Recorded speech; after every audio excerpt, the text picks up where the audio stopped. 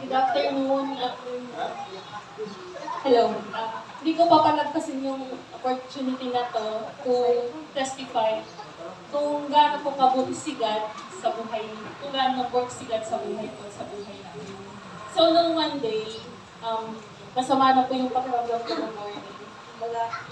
Hindi ko lang siya iniinda kasi sabi ko baka ano lang, wala lang to. And then, may napapansin ako na parang may mga rashes yung pa ako. Tapos sabi ko siguro kagat lang ng labo. So, in the afternoon, hindi ko lang parang pag-isip ko hindi ko na kaya. Tapos mabigat na yung pakiramdam ko. Tapos yung lagnat ko mataas na. So, nag-decided na hindi ako makapasok. So, since sa company namin, pag hindi pumasok, required mag-comply ng medical certificate. So, pumunta kami sa malapit na hospital.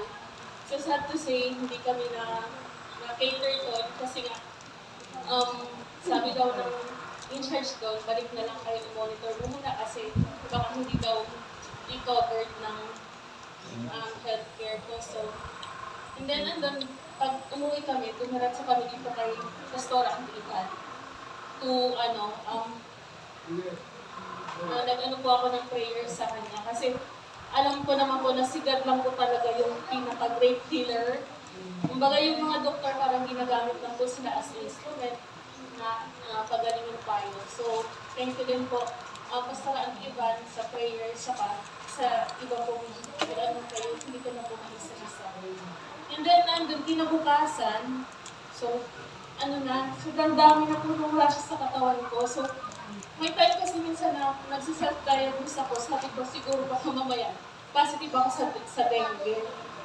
So, and then, ayun, pagkahapon mo, sobrang taas na yun, ang taas na ng lagnat ko. So, decide kami ulit na bumalik sa ospital. So, pagdating agad, nilagyan agad ako ng sweros, tinest agad yung dugo ko, yung init ko, saka nilaboratory ako. So, and then since nakasweros ako, ang una ko kaagad inisip, sabi ko, Lord, sabi ko, paano ko sa linggo? Now, which is, ang iba iniisip na hindi nakapasok, parang walang sasahurin. Pero yung nasa isip ko is, Lord, paano ko sa linggo hindi ako makakapagsimba?